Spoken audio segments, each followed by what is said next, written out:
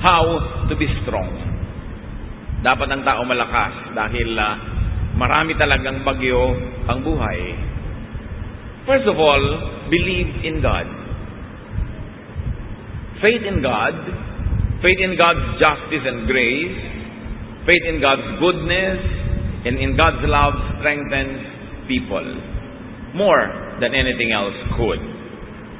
Pag ang tao ay may pananalig, may pagtitiwala, napakalaking lakas ang ibinibigay noon sa kanya. Isaiah 41:10, don't be afraid, I am with you. Don't tremble with fear, I am your God. I will make you strong as I protect you with my arm and give you victories. Maraming turo ang Panginoon sa Old Testament, maging sa New, na laging ang tema ay huwag kang matakot, huwag kang panghinaan ng loob, maging matatag ka dahil ako ang iyong Diyos at alam ko ang nangyayari sa iyong buhay. Habang alam ng Diyos ang nangyayari sa ating buhay, dapat alam din natin na alam niya. Habang tayo ay mahal niya, dapat lagi nating maalalang mahal niya tayo. At habang siya naman ay handang tumulong, dapat huwag nating lilimuting nandyan siya. Hindi nawawala ang Diyos, pero kung minsan ang ipinanghihina natin ay yung kawalan ng pagtitiwala o pagkalimot kung sino ang Diyos sa ating buhay. Jeremiah 17:7-8, but I will bless those who trust me. They will be like trees growing beside a stream, trees with roots that reach down to the water, and with leaves that are always green. They bear fruit every year and are never worried by a lack of rain. Importanteng maalala natin yun na ang Panginoon ang pinagmumula ng ating mga iniinom, kinakain, literally and symbolically. At sinabi ng Panginoon na gagantimpalaan niya ang sino mang nagtitiwala sa Kanya. Hindi ka pa man abutan ng gantimpala. Yung nagtitiwala ka pa lang, may premyo na yon kasi pumanatag na yung loob mo. Tumibay na ang kalooban at nagkaroon na ng kalakasan. Isaiah 22:12, I trust you to save me, Lord God, and I won't be afraid. My power and my strength come from you, and you have saved me. Marami ng past tense na salvation ang Diyos. God has saved us in many ways. Why will He not save us again?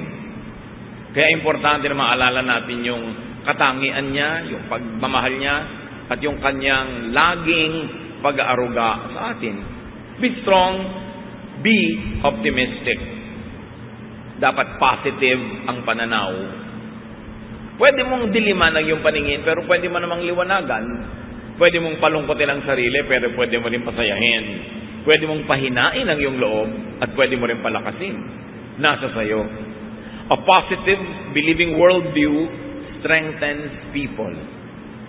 Kahit po sa mga pag-aaral sa mga ospital, yung mga pasyente na may religious beliefs, lalo yung may strong spiritual conviction, mas mabilis sila na mag-respond sa medication. Mas tinatablan sila ng gamot at ng therapy, at ayon sa pag-aaral, mas mabilis silang gumaling. Napakahalaga na pati ngayon ang siyensya ng medisina ay nagpapatotoo na ang pananalig ng tao mayroong kinalaman sa kanyang kalakasan ng katawan. Na pag buo ang kanyang loob, pati ang katawan niya sumusunod. But negative worldviews weaken people. Yung taong laging negative, lagi ang iniisip ay yung masama, yung marumi, yung mahirap, humihina pati ang resistensya ng kanyang katawan at mas dumadali na dapuan siya ng sakit. Psalm 121:1-2, I look to the hills. Where will I find help? It will come from the Lord who created the heavens and the earth. Itong verse na to, pwedeng maraming kahulugan, yung hill. Hill could mean mountain, could mean problem.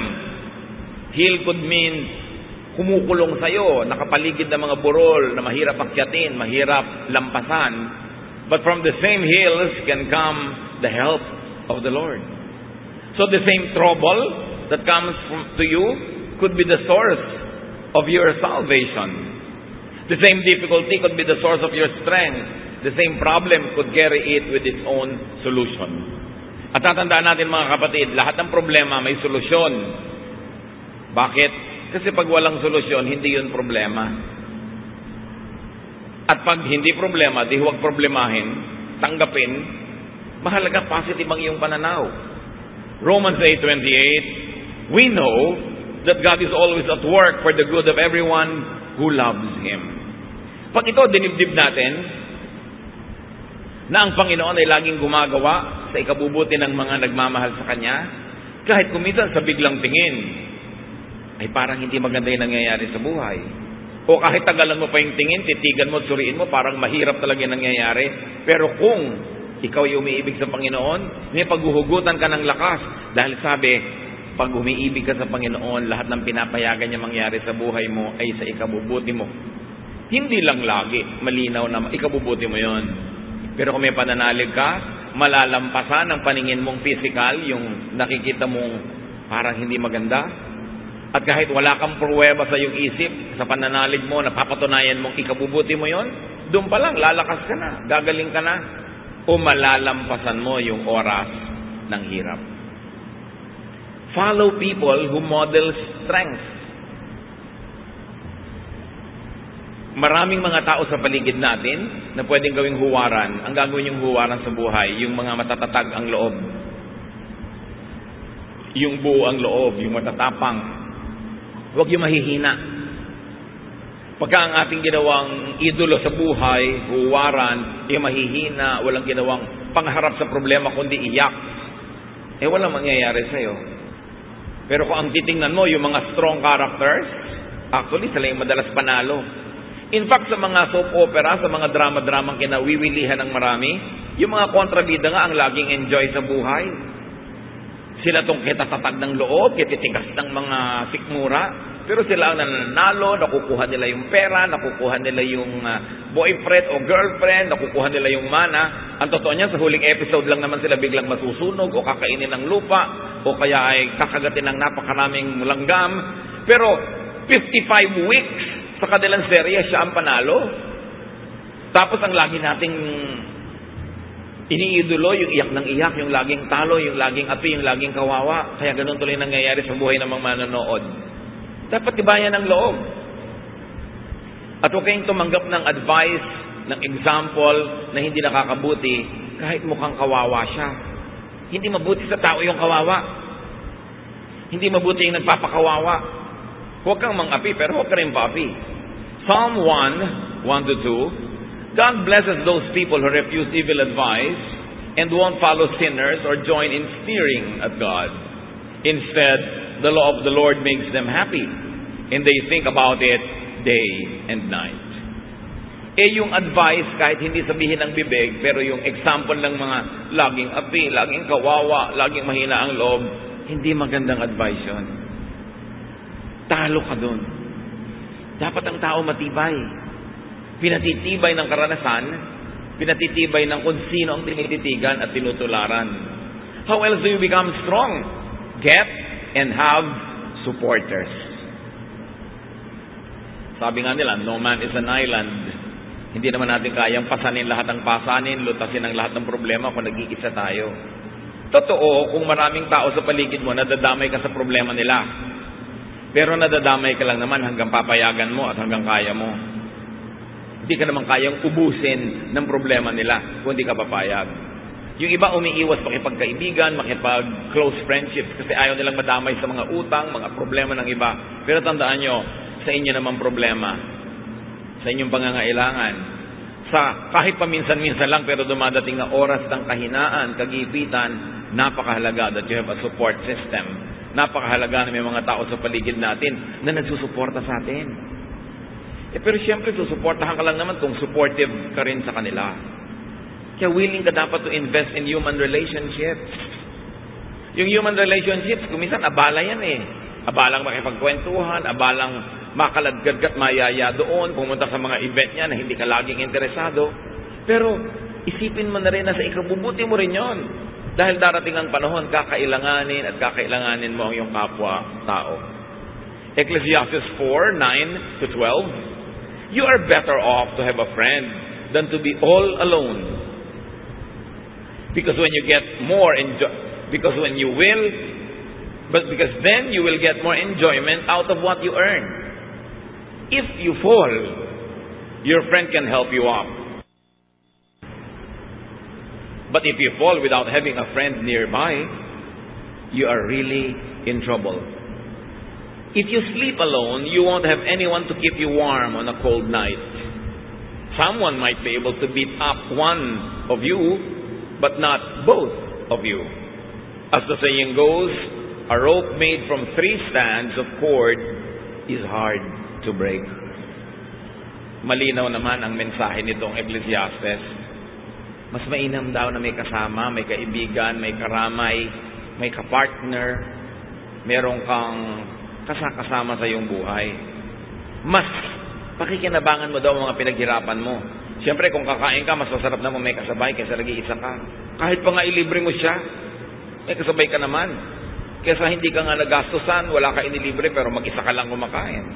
At pag daw natumba ka, kung may kaibigan ka, may magbabangon sa'yo. Kawawa naman daw yung natutumbang wala man lang magbangon. Talagang malaking problema daw yon. At kung sa mga magiginaw na gabi, nag-iisa ka lang, baka mag-yelo ka, pero kung may katabi ka, your body heat can help each other, and you will survive. Kung nag-iisa ka daw, pwede ka sigurong bugbugin ng isang tao, pero kung dalawa kayo, hindi naman niya kayo kayang bugbugin pareho sa bahay. Ang 3 hibla na itinitirintas at pinagsasama-sama ay higit na matibay kaysa 3 hiwa-hiwalay na hibla ng sinulid. Kailangan itong idiin kasi marami mga tao hindi sila willing to invest in human relationships. They are too engrossed with themselves. They like to have their resources only for themselves. Ayaw nila magbigay, ayaw nila mag-share, ayaw nila maabala. Pero mabuti lang yun habang ang tao ay bata at malakas. Kaya yung yabang nasa kabataan. Kaya mo magyabang, kaya mong manikis ng kapwa, kaya mo mag-isa. Kasi malakas ka pa eh. Pero dumarating ang panahon na humihina ang tao, tumatanda, na nakakatayo ka na lang nakakalakad dahil inaakay ka ng iba. Doon mo ngayon maiisip ang halaga ng mabuting pakikisama at pakikitungo sa kapwa. Dahil sino sa mga inapi mo, hindi mo ginawa ng mabuti ang magiging handa na tumulong sa'yo. Yun nga mga tinulungan mo nun, hindi rin lahat willing na tulungan ka. Lalo naman yung hindi mo tinulungan. Kaya dapat ang karunungan dumarating habang kabataan pa lang. Pwede ka magyabang pagbata ka eh. Kayang-kaya mo mag-isa. Pero hindi laging ganon ang buhay. Gusto niyo maging malakas sa oras ng inyong kahinaan? Na wala na talaga kayong lakas? Panghihiram kayo ng lakas ng iba. Kaya kung marami kang tinulungan, marami kang pinahiram, sakali namang di ka makalakad, akayin ka naman ng iba, yung lakas niya ang nagiging lakas mo. Kung di ka makakita, yung pananaw at paningin ng iba ang nagiging paningin mo. Hindi ka makagalaw dahil na-paralyze ka, yung braso, yung kamay ng iba ang gumikilos para sa'yo. In other words, may lakas ka pa rin. Bigay ng iba. Kaya huwag tayo dapat magkukulang sa pagbibigay ng lakas, lalo sa panahon na malakas naman tayo. Hindi naman natin ikamamatay tumulong. At yung lakas na ginamit mo ngayon, hindi mo naman kayang i-save. Pag na hindi mo na nagamit yun today, wala ka nang paggagamitan nun. Bukas may ibang lakas, ang ibang mga gawain. Dapat ang tao may kaibigan.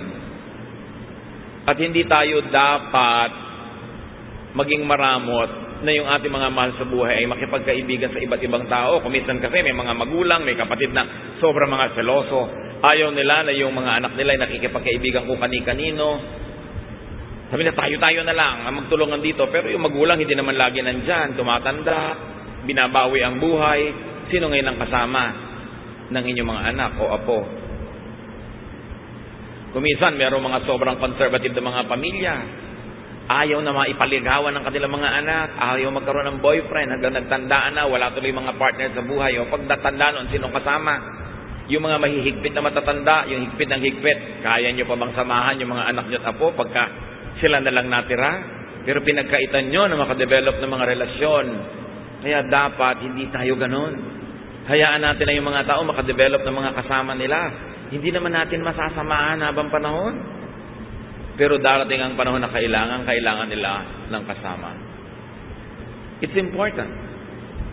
At kung kayo naman ay halimbawa biglang nagka-boyfriend, nagka-girlfriend, nagka-asawa, Huwag niyong biglang lilimutin ang inyong mga kaibigan, mga kamag-anak, dahil meron na kayong papa na ipinagmamalaki, meron na kayong mommy na ipinagmamalaki. Kasi kung minsan, pag dumating ang panahon na nagkagalit kayo at naghiwalay, eto, mga kaibigan mo na naman ang karamay mo sa buhay. Mga papa and mama, they come and go, but friends remain. That's why don't commit the mistake of neglecting your friends just because you have a lover, a partner, a spouse. Darating ang panahon, maaalala mo sila, lalo kung bigla kang iniwan ni lover. Be wise.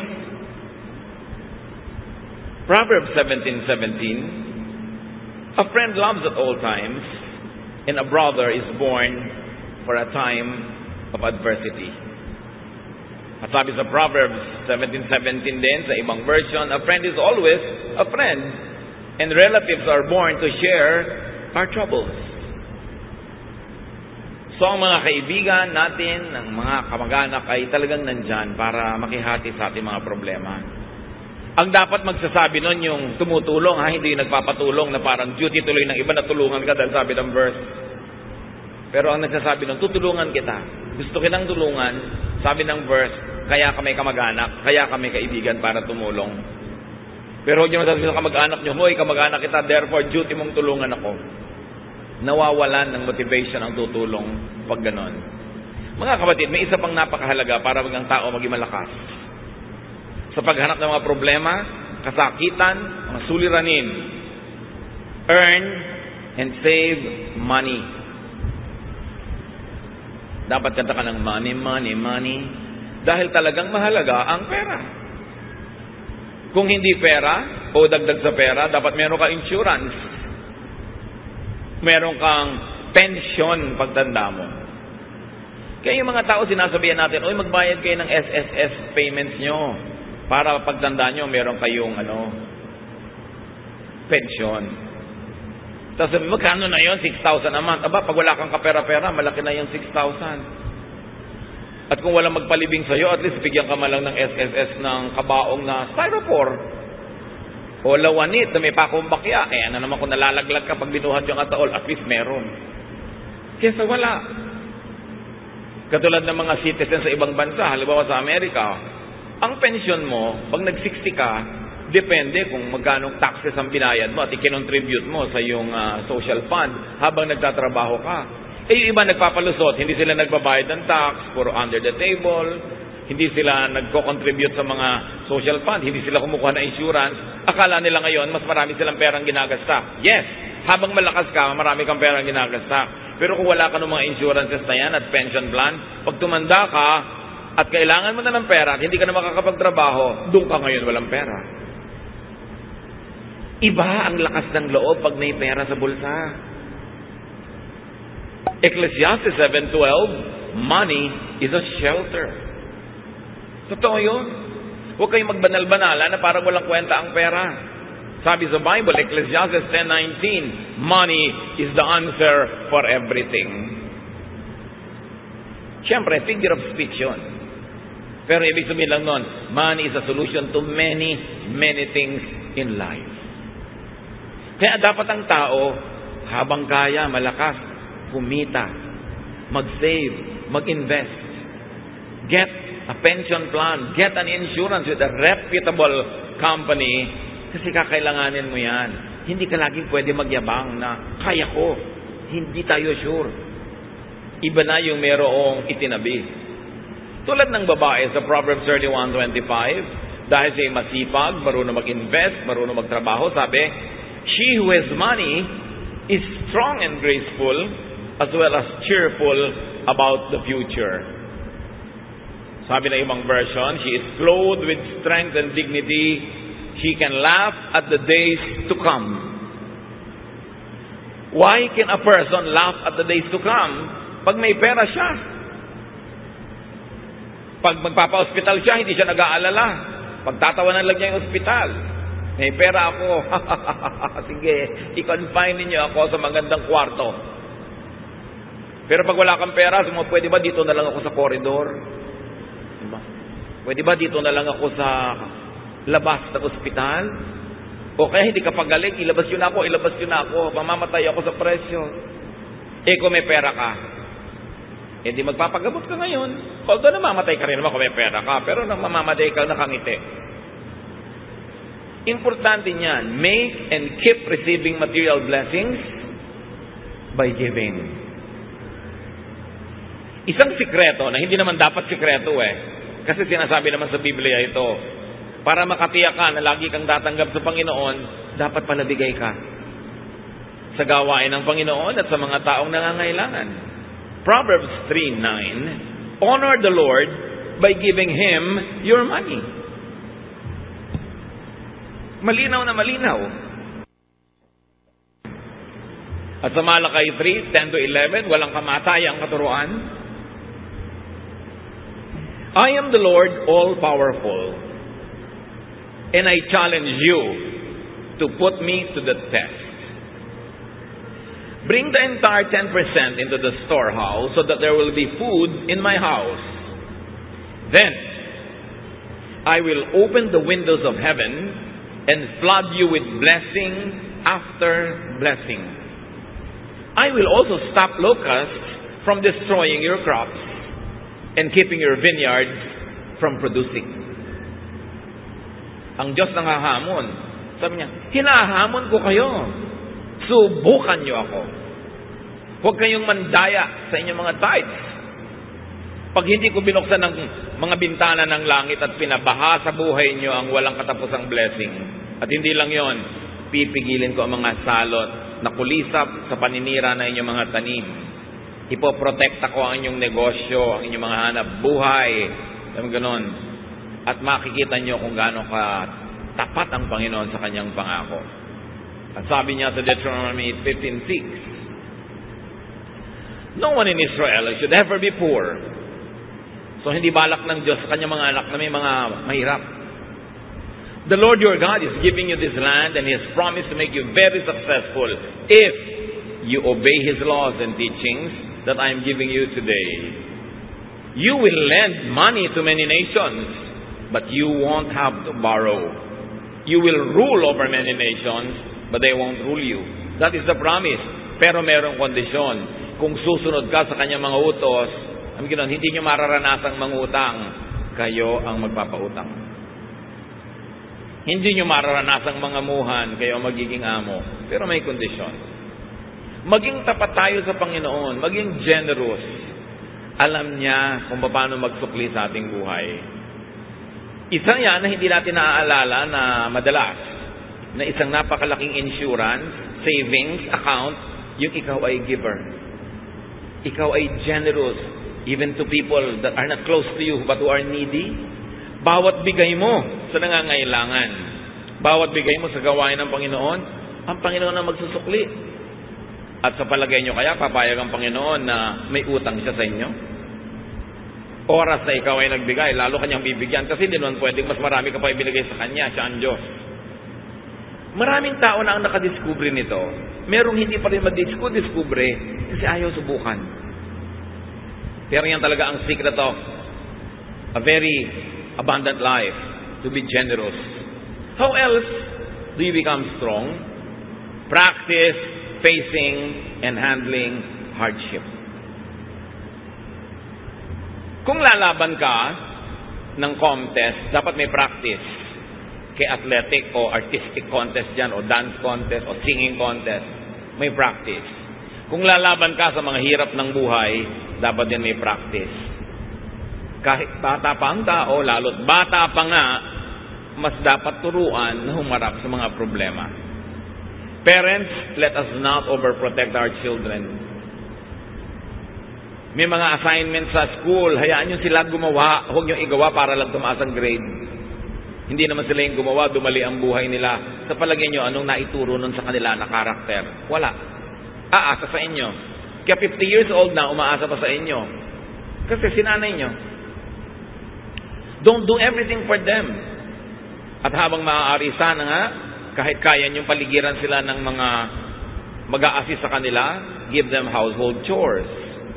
At kahit napakarami niyong pera, hayaan niyo silang matuto magtipid. Huwag silang palanguyin sa pera kasi mahirap na masanay sa buhay na sobrang maginhawa, madali, maluhok.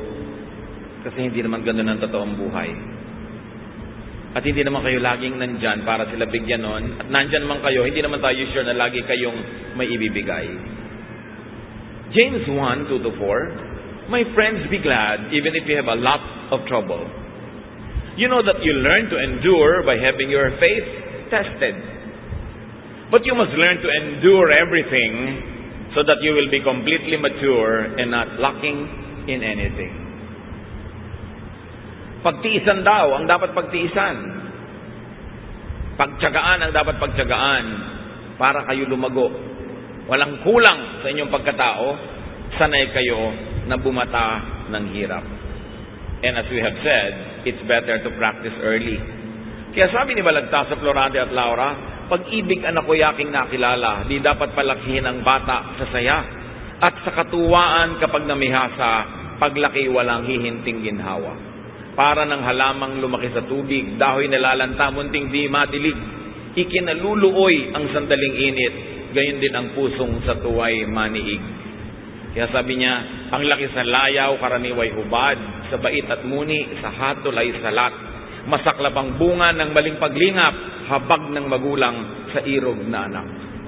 Pag inispoil mo ang bata, ano mangyayari? Weakling, mahina, walang buto. Mahina ang sikmura, mahina ang loob. Kailangan mabuhay ka forever para mo siya samahan. Kaya kailangan turuan ng practice. Sabi sa Proverbs 22:6, teach your children right from wrong. And when they are grown, they will still do right. Train agad ang mga bata. How else do they become strong? Do not overly depend on others. Lahat ng tao, binigyan ng Diyos ng lakas. Huwag kang laging manghiram ng lakas ng iba. Huwag kang laging umasa, sumandal. Dapat gamitin mo at pagpraktisan mong gamitin ang iyong sariling lakas. Why? Because dependence means weakness. Habang umaasa ka, mahina ka. What happens when you are financially dependent, emotionally dependent, functionally dependent? You are weak. May mga asawa na binubugbog, pinagtataksilan, halos ay lapastanganin na lang ng husband, hindi makahiwa-hiwalay, hindi makabuo ng sariling buhay. Bakit? Walang hanap buhay. Walang sariling income, walang pera, walang savings. Kaya nilululo na lang ang lahat, pinagtitsagaan ang lahat. Pero kung may pera lang yun, matagal nang nawala. You see, iba yung may pera.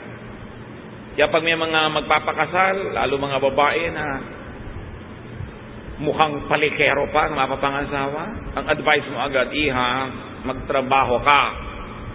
Gusto po niya, full-time housewife lang ako. Full-time housewife, pagkatapos kahit anong iba to sa mukha mo, tatanggapin mo dahil wala kang pera. Kailangan may pera ka. O kaya kung siya ang nagtatrabaho, nasa pangalan mo savings. Para meron ka maipagmalaki. Hindi yung kawawang-kawawa ka dahil isusumbat pa sa'yo. Kita ko lahat yan, pera ko lahat yan. Diba? Pagka ginawa sa'yo ng husband mo yun, singilin mo siya ng lahat ng serbisyo mo. Security guard ka ng bahay, plumber ka ng mga gripo ninyo, diba? Nurse ka ng mga anak, taga-sundo ng mga anak, cook ka ng mga pagkain, labandera ka, at whore ka pa sa kanya. Doon ka malaki sumingil. Diba? Lakihan mo singil. Para hindi akala niya siya lang ang may kita. Pag binayaran nga ang housewife sa bahay, kulang pa yung sweldo ng husband eh. Tapos yabang-yabang pa, kape! Sino pumapalakpak dyan sa likod? Diba? Siguro binubusan nila ng kape yung humihingi. Marami namang husband sa bababait ha. Pero kuminsan, pagka biglang nahumalim kung kanino, nawawala ang bait. Kaya dapat secure kayo, meron kayong sariling income, itaktak nyo sa utak nyo yan. Hindi naman ibig sabihin na may income kayo, ilalayo kayo o hihiwalay, pero mabuti na yung meron kayong choice. Hindi kayo overly dependent. 1 Thessalonians 4:11-12, live in a way that you won't have to depend on anyone. Ganon din naman yung mga magulang eh. Minsan sayang lang, medyo huli na sa iba, pero habang maaga pa, secure yourself. Huwag kayong umasa sa iaabot-abot lang ng mga anak nyo in the future. Dahil kung minsan, ang dalang ng abot. Ang konti. No? Napa-hospital ka ng 7 araw, bibigyan ng pambili ng medical. O eto po, pandagdag. Ha, pandagdag? Ang liit naman yan para ipangdagdag. Pero paano kung umaasa na lang kayo dahil wala kayong isinubi? Be strong. Do not overlove or overneed anyone. Love mo, yes, but do not overly love. Kaya nga sabi ni Lord, unahin mo siyang mahalin kahit hindi iba. Yung world, hindi laging masama, but anything that is really permanent. Sabi sa 1 John 2:15, do not love the world or anything that belongs to the world. If you love the world, you cannot love the Father. Yung nagmamahal, ilagay niyo sa lugar. Pag sobra kayo nagmahal, talo kayo. Di lang kayo maalala. Wala na kayo sa sarili. May mga tao nakatitig sa cellphone nila eh. Talaga nakatitig. Abang ng abang na may dumating na text. Dumating ka na, dumating ka na, dumating ka na. Wala namang dumadating. Mga advertisement pa ng kondo ang darating. Eh, paano sobrang nagmamahal? Magmahal kayo pero ilagay niyo sa lugar. Hindi dapat kawawain ang sarili. Do not be anybody's satellite. No one is as weak as a person who is madly in love. You weaken yourself. Nilululo ng katwiran, nilululo ng pinag-aralan, nilululo ng lahat-lahat. Bago lang matauhan, na-damage na siya. Kaya dapat may ititira ka sa sarili mo. Marunong ka siyempre magmahal because God is love and we have to love. Pero huwag kang magpapakabaliw ng sobra-sobra. Lalo sa hindi naman nababaliw sa'yo. May magtatanong pa sa akin, meron po akong boyfriend pero ramdam ko hindi ako mahal. Eh, ba't ka nagtsatsaga? Bakit? Hindi ka pala mahal. Kumahanap ka ng sakit ng katawan. So, kailangan magpakatalino ang tao. We were created by God to be healthily independent. Kaya kahit may kakambal ka, pinapanganak ka mag-isa. Mamamatay ka mag-isa. Haharap ka sa Diyos mag-isa.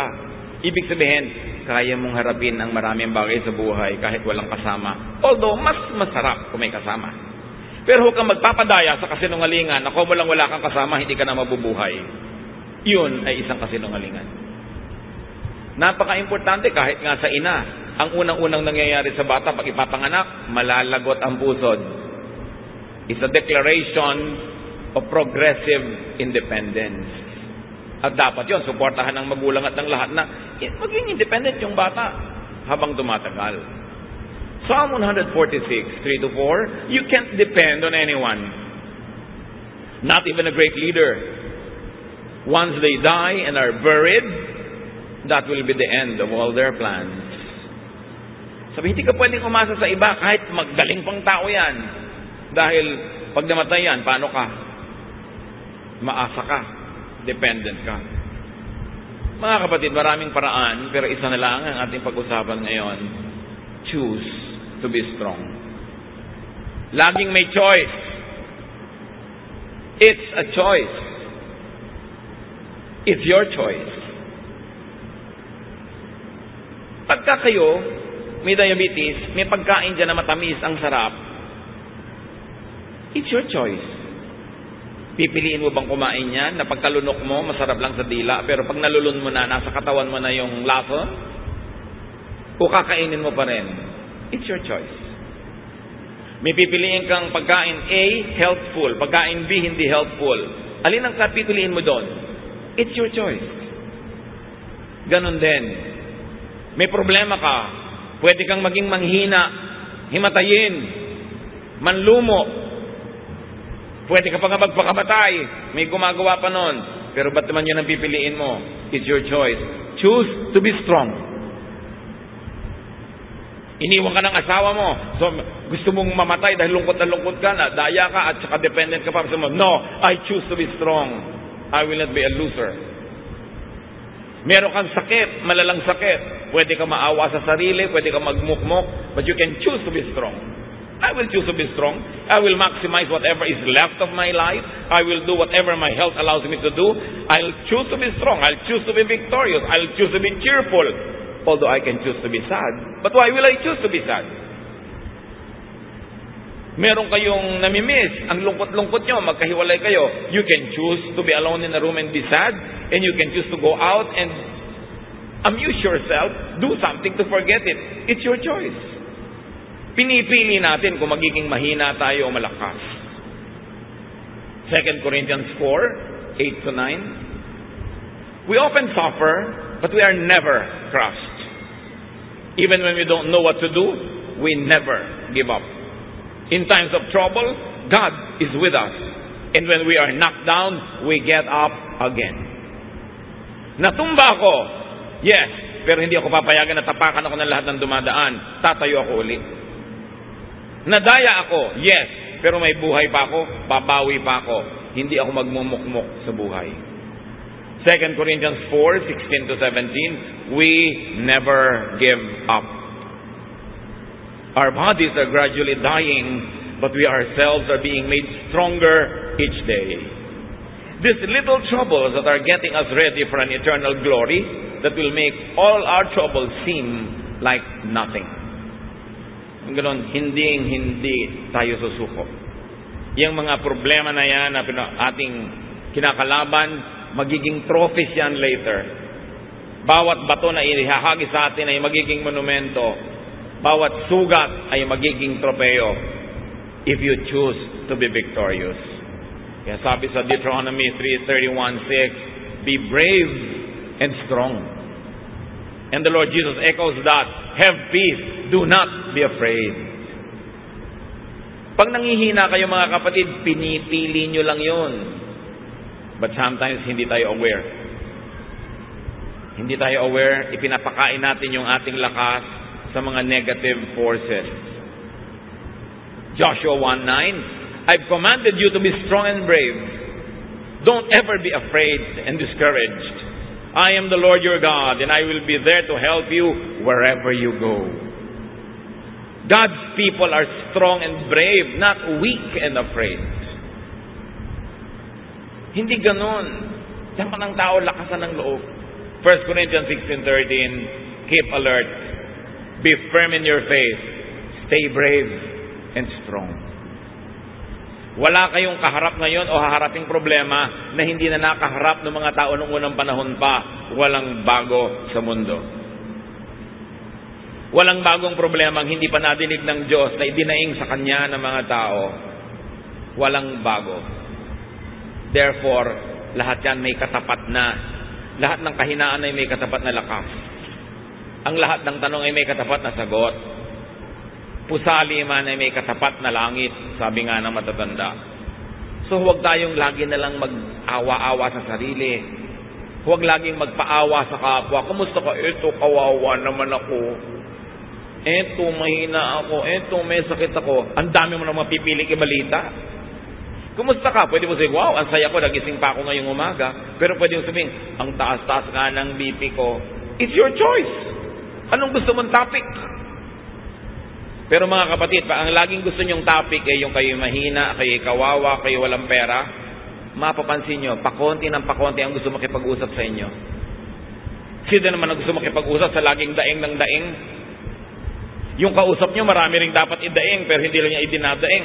May problema siyang dala-dala, tapos itatambak nyo sa kanya yung problema nyo. Dinadoble yung dala niya para lang gumaan ng pakiramdam nyo. Sa palagay nyo, tatagal lang kayong kausapin ng kapwa. Choose to be cheerful. Hindi laging dumadaing. Lahat tayo may dalang problema. Lahat tayo mayroong mga difficulties. May kanya-kanyang lungkot, may kanya-kanyang hirap, kanya-kanyang takot. Pero bakit mo kailangang isiwalat at itambak sa kapwa mo yun lagi? Kakadalaan ka lang, pagsasawaan. Lalong mawawala ng tutulong sa'yo. Pero pag strong ka, you attract people to be near you. And when people are near you, you get helped, even without asking for it. And you can help other people also. Life really could be full of hardship and trouble, but we are not without a helper. John 16:33, Jesus speaks. I have told you this, so that you might have peace in your hearts because of me. While you are in the world, you will have to suffer. But cheer up. I have defeated the world.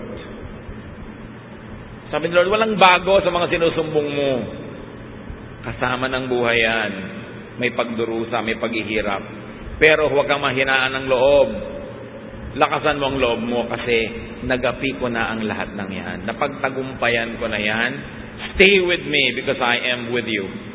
The Lord is victorious over suffering. Seek the Lord. Sa Kanya tayo lalapit. Take shelter in the Lord. Receive strength from the Lord, from others, and even from within yourself. At napakahalaga mga kapatid, because we are cognizant that many people are suffering, strengthen others. Kahit kayo may dala, may hirap, mayroong mas malala ang kalagayan sa inyo, mag-minister pa rin tayo, maglingkod, strengthen them. And do not make people weak by solving all their problems for them, by making them over-dependent on you, because that, in the long run, will not be helpful. We are full of troubles, but we are not without help. God is our present, ever-present help in times of trouble. Don't you ever forget that. Panginoon, salamat dahil kayo ang aming pwedeng takbuhan, lapitan, at higit pa sa sapat ang pwede niyong ibigay na pagpapala sa amin. Lahat ng mga tao, Panginoon, ay may kanya-kanyang dala, problema, takot, pangangailangan. Ang ituro niyo sa amin, kayo ang solusyon sa mga ito.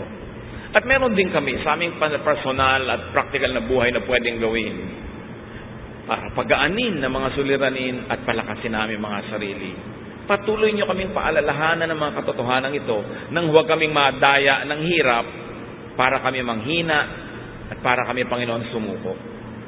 Palakasin niyo ang inyong mga anak sa iyong ikaluluwalhati at kabubuti ng aming buhay. Pagbulay-bulayan natin, mga kapatid, ang kahulugan ng mga ito sa ating buhay.